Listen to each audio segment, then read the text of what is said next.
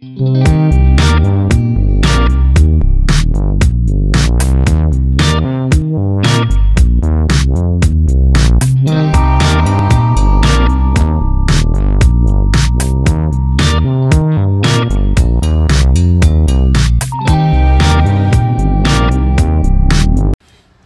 allô!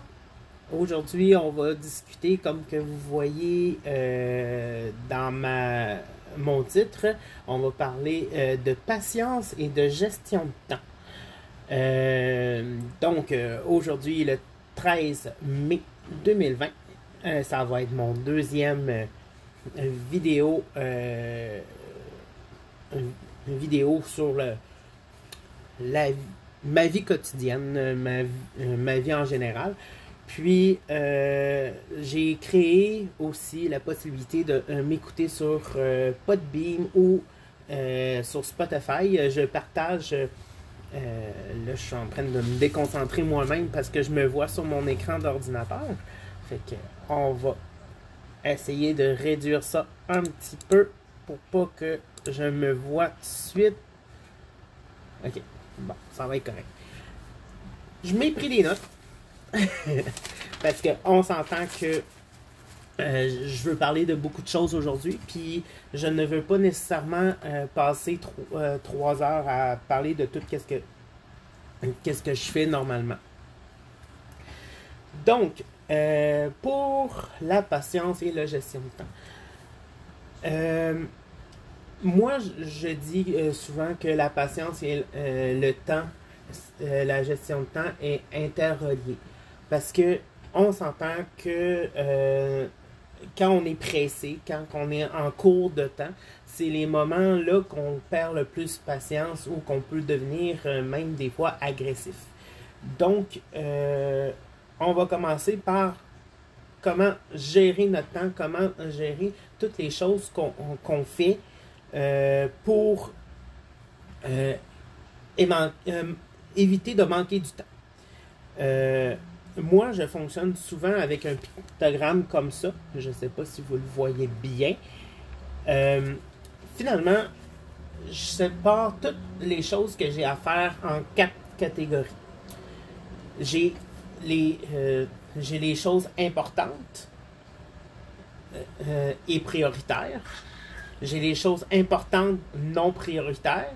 J'ai les choses non importantes prioritaires.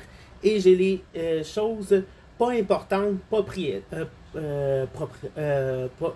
prioritaires. Donc, on s'entend que je me concentre principalement dans mes 2 premières catégories, donc les choses importantes, prioritaires et importantes, non prioritaires.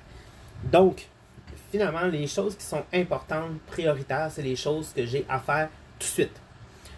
Donc, je sais pas, contacter un client parce qu'il a besoin d'aide ou ça rentre là-dedans. Faire à manger parce que ça rentre là-dedans. C'est prioritaire parce qu'on doit manger.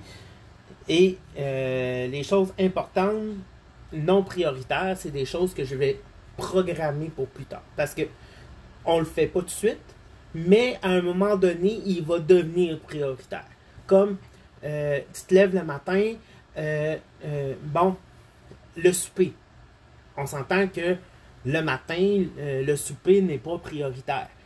Mais tu arrives à 3h, 4h, 5h de l'après-midi, ben là, le souper devient prioritaire.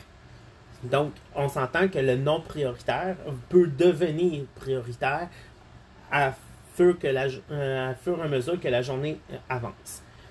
Les choses qui sont importantes, mais non importantes, mais prioritaires, c'est toutes les choses que je vais déléguer.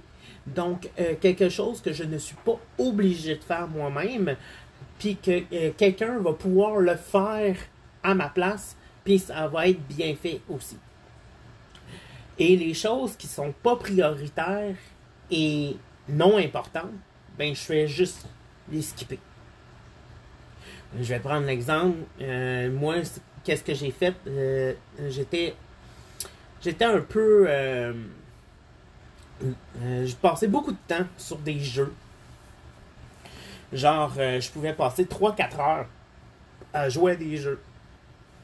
On s'entend que quand que tu te concentres sur une entreprise que tu gères toi-même, ben, on s'entend que passer 4 heures à jouer à des jeux, ben, c'est une perte de temps.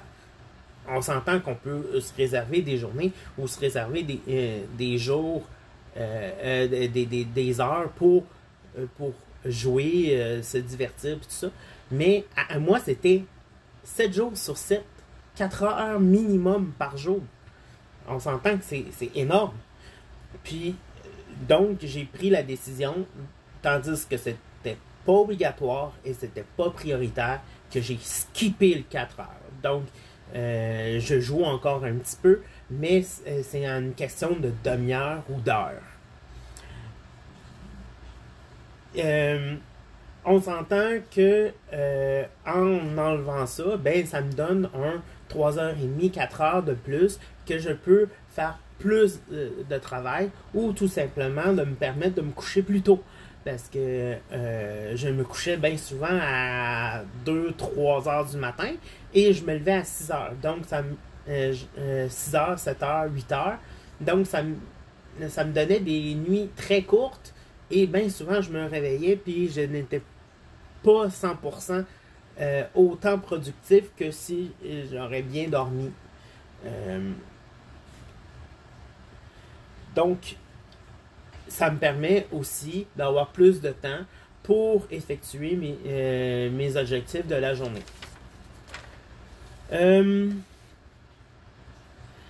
L'autre chose qui est important, c'est quand on va dans le important, le pas important, mais le prioritaire, qu'on délègue finalement, c'est de le déléguer à 100%. C'est pas de ah bon, je donne ça à lui à faire, mais je mets toujours mon brin de sel. Faut faire confiance à qui qu'on délègue. Si on n'est pas capable de faire confiance, mais pourquoi tu le délègues à lui, t'sais? Fait que si tu décides de déléguer quelque chose à quelqu'un, ben finalement, il faut que tu aies confiance en lui puis qu'il le fasse. Donc, faut que tu lui donnes le temps à allouer à cette tâche. Faut que tu lui laisses, en lui donnant des consignes claires et précises, il va le faire. Il va le faire comme que tu lui as expliqué. Il va avoir ses techniques à lui à faire. Peut-être que ça va pas être fait comme quoi toi tu veux, mais l'important c'est le résultat final. Ensuite, on va parler un petit peu plus de patience. On s'entend qu'on doit prendre du temps et moi, j'ai comme réflexe, comme quand j'ai un rendez-vous puis tout ça, je me prépare toujours pour arriver une demi-heure, 15 minutes à l'avance. Donc, en arrivant plus tôt, ça me permet, de relaxer et prendre mes repères à l'endroit du rendez-vous. Ensuite, si on est les deux qui font ça pour le rendez-vous, ben la rencontre peut commencer plus tôt et ça nous permet de sauver du temps par la suite, puis partir même plus tôt peut-être. Ou même sauver un petit temps pour faire pas juste parler business ou parler de la rencontre puis avoir un peu plus de social.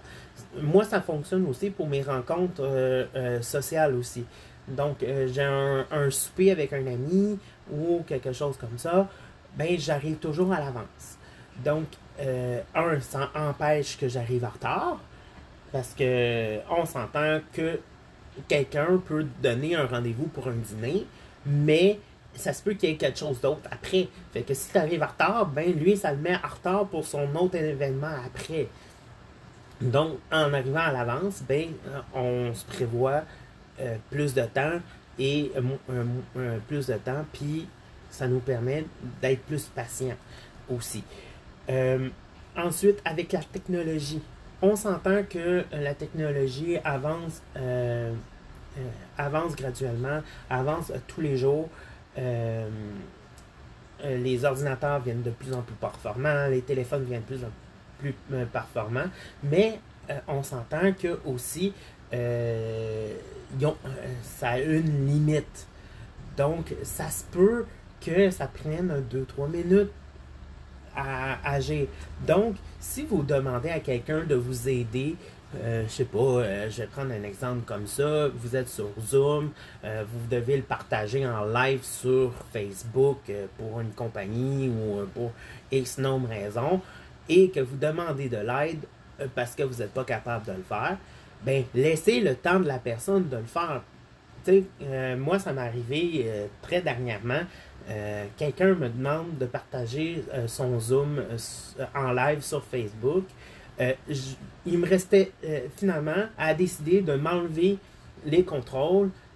Il me restait juste à peser sur publier parce qu'on s'entend que quand que tu crées un live, tu dois mettre un titre, tu dois mettre tu dois répondre à des questions.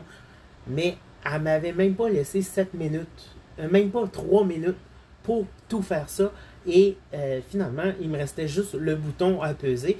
Puis ça aurait été en live. Puis elle a dit durant le meeting, ah ben ça fonctionne pas. C'est juste parce que j'ai pas eu le temps. Mais faut juste prendre le temps.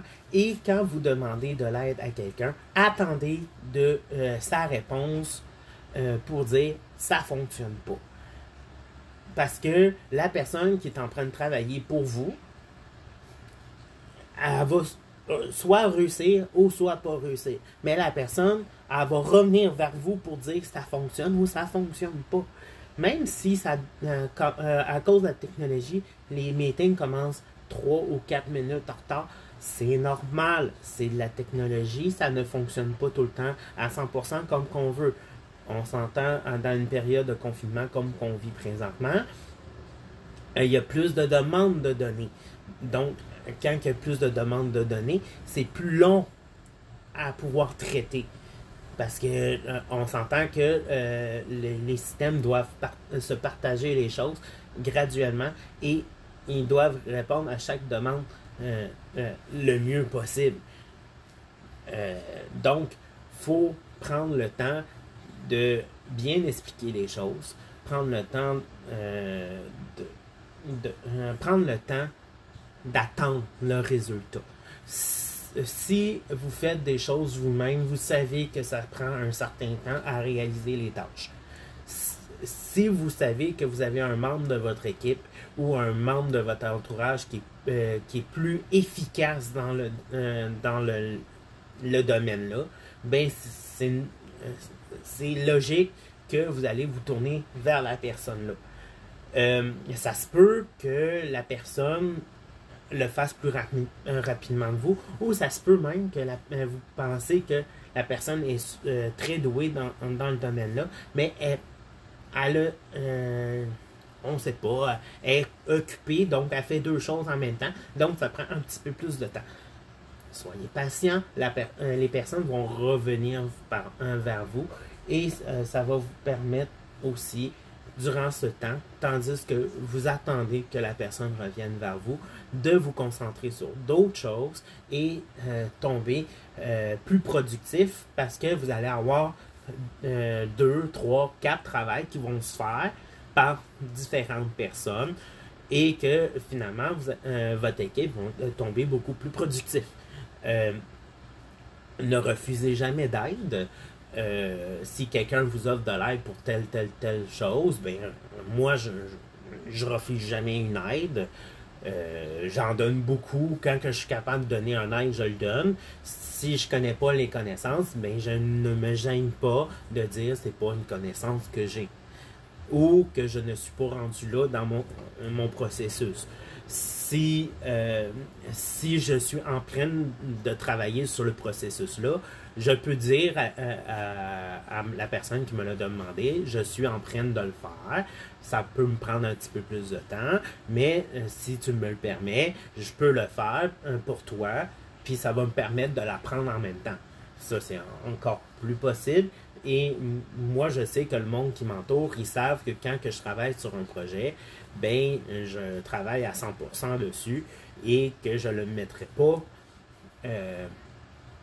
je ne mettrai pas le résultat final en péril parce que je ne suis pas capable de le faire. Si je remarque que j'ai de la difficulté, je vais aller chercher les ressources que j'ai besoin.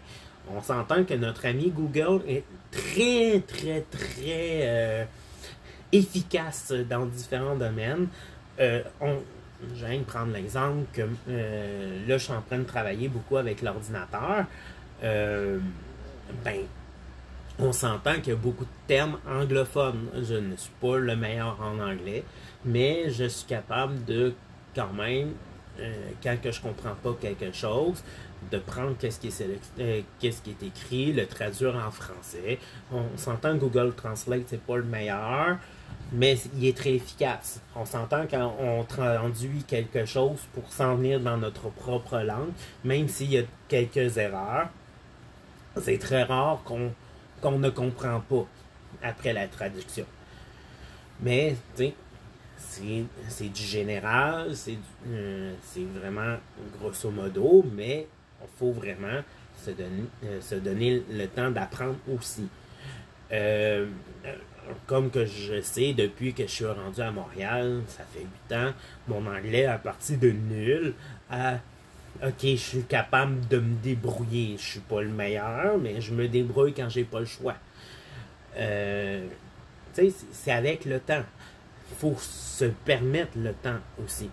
On s'entend que si on réussit pas à faire quelque chose du premier coup, ben c'est normal, il faut prendre le temps.